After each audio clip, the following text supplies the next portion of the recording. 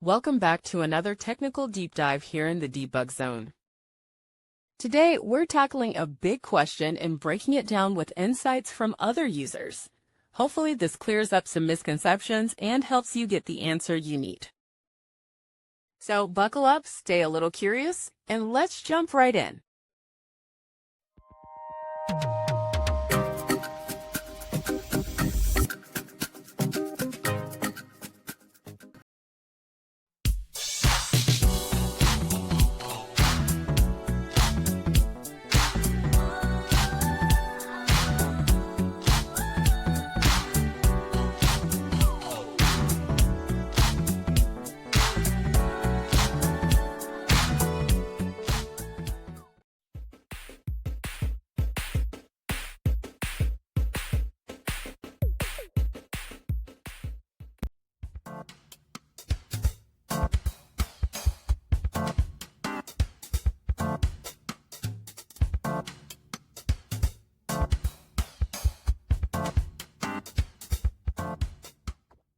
And that's a wrap.